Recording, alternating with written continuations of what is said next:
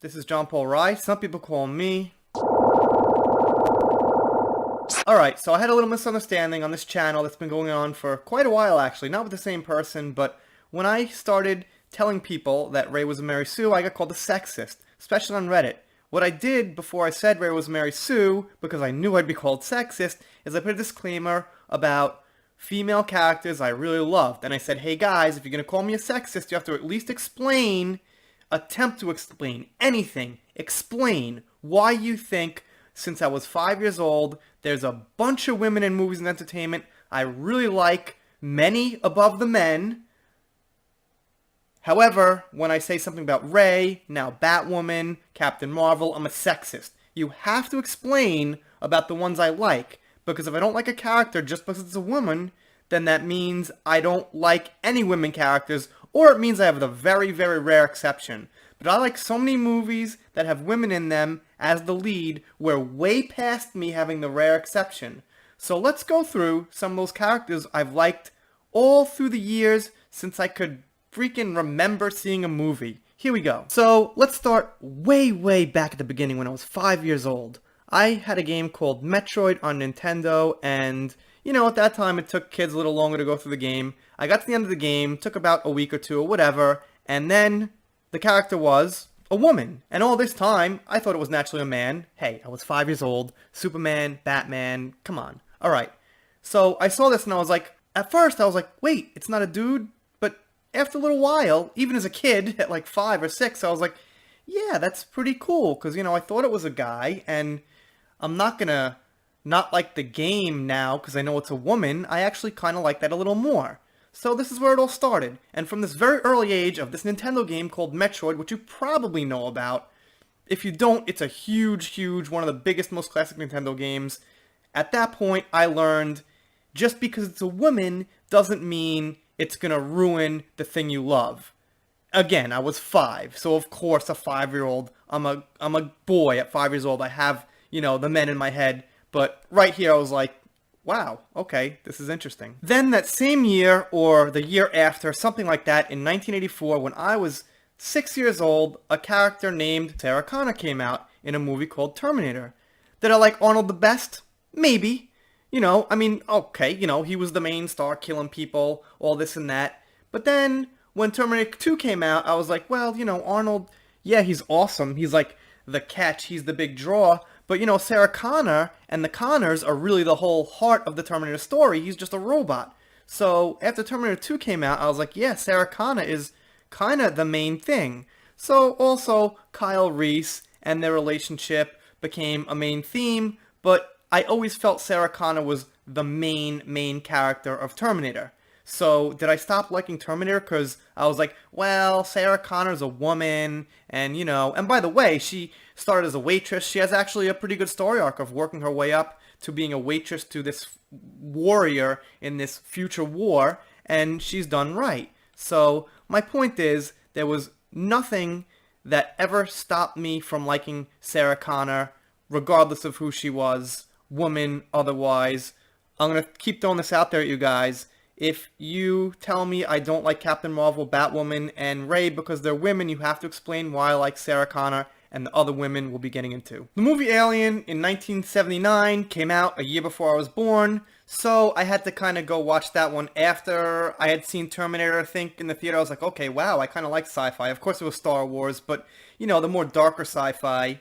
And, wow, the main hero of Alien was, what do you know, Sigourney Weaver, another woman. And I effing love Alien, especially the first one. It's one of my favorite movies ever. If you remember, one of the men dies, like, you know, with this alien coming out of his stomach, and everyone dies, and the woman, if you want to play gender politics, pushes on. Did I sit there like, oh, how come the woman lived? Oh, no. I was like, damn, this chick is kick-ass. This is great. I, at the time when I saw it, probably 7, 8 years old, thought one of the men was going to probably pick up the gun and be the hero at the end. But when he wasn't, I wasn't disappointed, because Sigourney Weaver did such an amazing job with the movie, her facial expressions, the way she fought these aliens. I was like, kick ass. I'm like, wow, she's awesome. I've loved Alien for my whole life. One more you guys got to explain why I like. If you guys think I'm being like dishonest or, I'm talking about my childhood. This is like really coming from inside. These are the women I'm picking because they're simply the best. And like I said, do you think I like certain characters that are men better because they're men? I'm like, you know what? Well, Sigourney Weaver played such a kick-ass role as Ripley, but you know what? This Mad Max, I like him better because he's a man. Nope, I like these characters better than Mad Max, just as a random example. I like Mad Max too, but I'm just saying, these women are very high on my list. Jumping forward a bit to 1999 is The Matrix, and one of my absolute favorite characters from The Matrix is Trinity. I mean, she is just total kick-ass. I put her right up there with Neo, Morpheus. Maybe I like Neo a little better, but she's right up there with all of them. I mean, she's feminine, she falls in love, but aside from her love for Neo, and he loves her back, by the way, it's not just like a one-sided thing, is that it's not like she just falls in love, she's this feminine woman, she can't fight, this and that. No, she fights kick-ass about as good as anyone else. It's just ridiculous how good her character is. And by the way, she's the one who has the experience before Neo and kind of guides him through things. It's not like she's there as a woman alongside with the guys like, hey, what do I do, guys? No, she's the leader for a long time as far as showing Neo what's going on. Anyway, my greater point is Trinity's just like one of my favorites ever of all time. I don't think it's like possible to even compete with her as this like badass sci-fi character. Well, there's a couple of badass non-sci-fi characters, but she's like the badass sci-fi character for me. Gotta throw it at you again. If you think I'm sexist because I don't like Batwoman, Rey, and Captain Marvel, why do I like Trinity? Another one is Eowyn, and she's got one of the biggest badass moves in the trilogy of Lord of the Rings, and it's just phenomenal. Again, she has a real female loving side to her. She falls in love with Aragorn. She wants to be with him. He's with another woman, so he doesn't just turn her down because he's awesome. He's set to be married, so it's not going to work. But they show that side of her.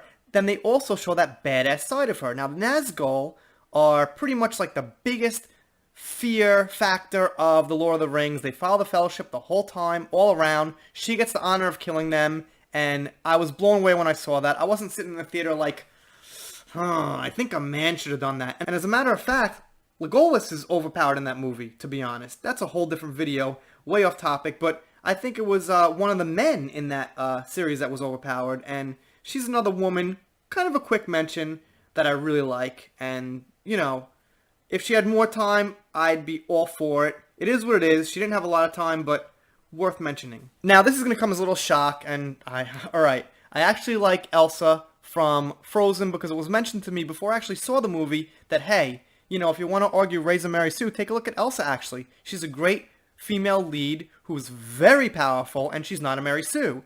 And the reason she's very powerful and she's really great is because she's got this weakness. She can't quite control her powers. She's kind of got this need to get away from society and change, and she's actually got real issues inside of her that make you think and make you like the character, where Rey doesn't have real consequential issues. People say, oh, her parents. Well, that never comes as a consequence. She never thinks of her parents in the wrong time, makes the wrong decision, actually gets messed up for it, whatever, like Luke or Anakin, loses a limb, actually gets defeated by someone where, she can't do anything. I know we have Snoke. That's a whole different thing, though. I don't think Snoke ever intended to kill her. We're not talking about Star Wars, but the point is, she never actually really was down and out for any amount of time. Whatever happened to Rey, she got out of it right away.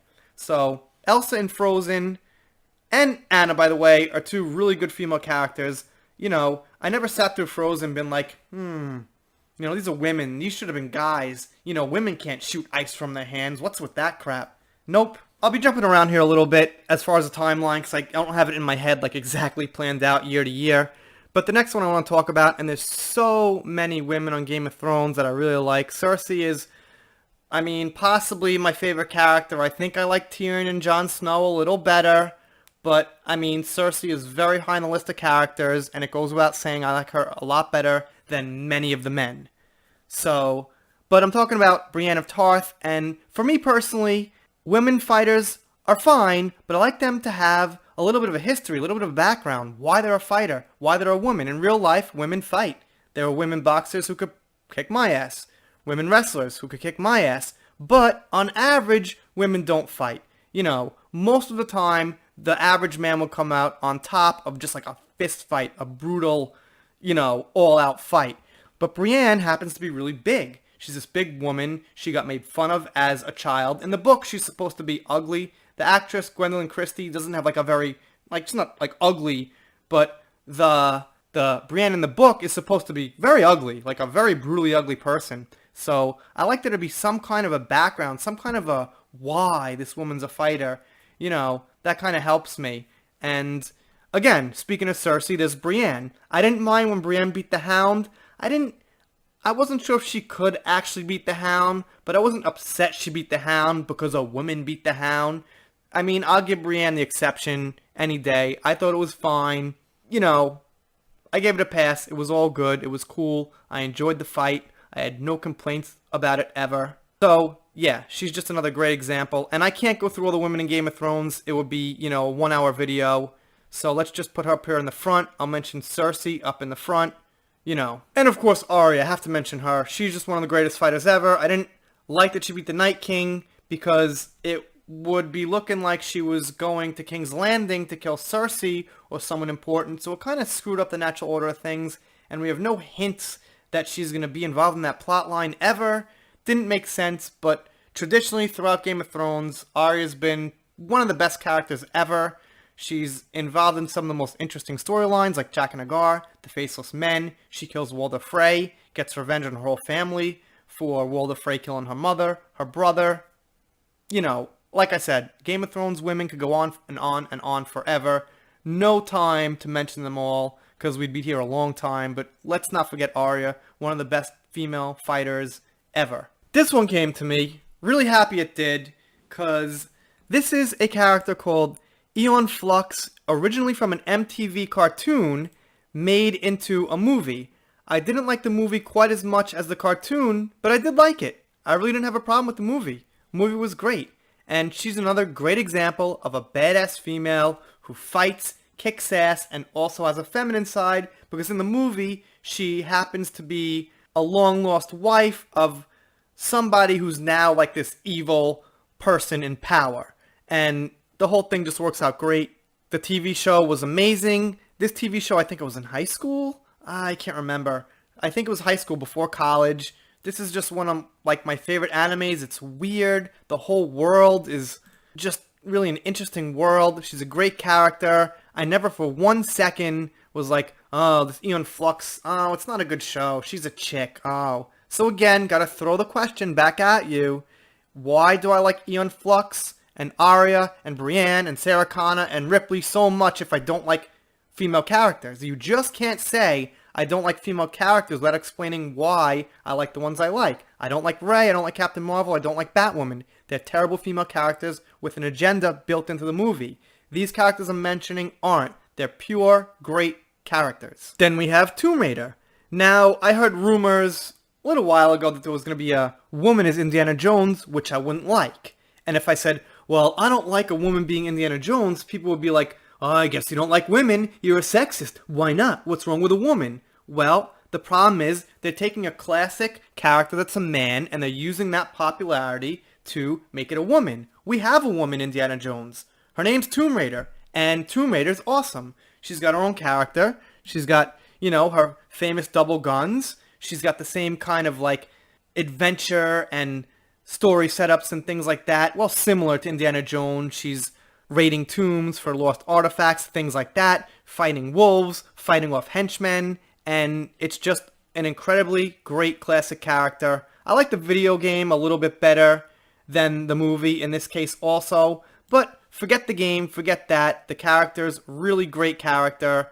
Again, I never played this game and been like, I wish it wasn't a woman. Yeah, it just makes no sense. It's just a good character's a good character. Let me bring up my next good female character because there's so many. Katniss from Hunger Games. She is a really cool character. I admit when I first saw Hunger Games, I was a little skeptical. I was like, oh, you know, what's this character going to be about? I don't know, who is she? And things like that. And I really started to like the series, started to like the character. It's a little bit of a ripoff of an old Japanese movie called Battle Royale, which is another reason I was skeptical. But yeah, blew me away. Really good world, really good characters. Katniss is a really good character. She's unsure of herself at times. She has these struggles getting through it. She's, really good on a bow, but that's fine. Heroes should be, really good on things. And I just think the whole thing with the Mockingjay and the whole atmosphere of the sci-fi world they create is just phenomenal. This character being a woman doesn't take away from that for me. But you know what does take away from a movie is when Captain Marvel says, I'm going to go kill Thanos out of nowhere. Katniss never says, I'm going to go kill the president. And then she just kind of goes off to kick everyone's ass. She's modest. She's a great character. She's real. She has feelings for people, her family. Again, she has a love interest. She feels bad for this guy who kind of likes her and she likes someone else. And, she's not okay, I won't say it. But I think that sometimes they make women, specifically lesbians, just to show that extra level of they don't need help from a man. And, I just think that if they're going to be a lesbian, it's got to be a little bit more relevant to what's going on in the story, or it's just got to make a little more sense. She can't be thrown in your face like, look, she likes a woman now. I haven't looked it up, so I'm sorry for not total research, but I don't think the original Captain Marvel, who was a woman, was a lesbian. You guys correct me if I'm wrong, but I think they'd be doing that to use that, again, as a political agenda. Obviously, we have Padme from Star Wars. I'm not even going to mention Leia. I shouldn't even have to mention Princess Leia, so I'm not going to, but I'm going to mention Padme, because she actually has a really strong role. Yes, she's not a Jedi. She doesn't get in there and do all these flips and fight people, but she's in control. She's the boss. When Ben and Qui-Gon meet her, she's a powerful senator. She's calling the shots. Even her relationship with Anakin, for the most part, she was in control. She was saying, we can't do this. They eventually got together. I mean, they had to have kids at some point, according to the way the story had to be going. But, she stood her ground. She was firm about things. She didn't just fall in love with him like, I love you. You're an awesome Jedi, Anakin. Run away with me. Run away with me. Be with me. And then he's like, no, Padme. No. She held her ground and she was firm until, her instincts, her just like biology just gave in. I mean, at some point, she's only human. She gave in, but she was very logical, more logical than he was for a long time. And I think she is a very good example of a strong woman character. And this is in Star Wars. And I remind people, because people often complain about Star Wars, is that the prequels only really revolved around 3 characters. So people are like, well, there's not enough women in Star Wars. But Star Wars movies only really revolve around 3 characters mainly. So the OT was Han, Luke, and Leia. One of the 3 is a woman. And we have Padme, Ben, and Anakin. I was going to say Qui-Gon, okay? And one of the 3 is a woman. So out of the 6 characters, the 9 movies, well, not the 9, but out of the 6 characters that the movies people complain about, 2 are women. Okay, great. Almost forgot about Furiosa from Mad Max. I mentioned Mad Max before. I don't even like Mad Max so much. And I kind of like Furiosa about as much as I like Mad Max. She actually, in Mad Max Fury Road, has a more dynamic story than Mad Max does. She is kind of like, I gotta find my homeland. I gotta get back to my homeland. It's green. You guys are gonna see. And she makes a mistake. Or she's wrong in her memory. It's not there. And, we get this real emotional scene. It's really pretty powerful, actually, because the whole time you're thinking, well, I'm gonna, see her get there, save everybody. It's gonna be green. They're gonna be kind of a happy thing. Nope, it's not there. And she goes back to fight everyone. She's got a robotic arm. Something happened to her head. I don't know. Maybe some of you guys know better than me. She's been through hell, and it shows. She just looks real rugged, real tough. And when you look at Rey from Star Wars, she doesn't have a scratch on her. She's totally clean. She doesn't have a scar. She doesn't have a tooth missing. She doesn't have some kind of limb moving wrong or something. She's just totally clean. And I'll get into one little thing about her being a Mary Sue, is people say, well, she grew up on Jakku. She must know how to fight. Well, if she really grew up fighting, wouldn't she have some kind of permanent scar or something to show for it? And if she doesn't, that means she won all those fights. And if she won all those fights, even in her history, that makes her a little bit more of a Mary Sue, doesn't it? Anyway, just saying, main comparison is Furiosa and Rey. Look at Furiosa. She's brutal. She's missing an arm. And Rey is growing up in a similar situation. Maybe a little easier for Rey, but it's a desert planet. She's alone. She doesn't have a scratch on her. Okay, so I think Beatrice Kiddo from Kill Bill is, I gotta say, in my probably top 5 of action heroes. I think Luke Skywalker, Jon Snow is probably takes 1 and 2, probably. Batman maybe somewhere in there. But I think in that top 5, I could make room for Beatrice Kiddo. Kill Bill was an absolute masterpiece. I even like Part 2. I think some people, like 1 better. But I like Part 2. And she is just the shining example of a tough woman. She takes out a gang called 88, Crazy 88, which is 88 guys. And when I saw this, I wasn't like, oh, this movie sucks. Uma Thurman took out 88 guys. That's stupid.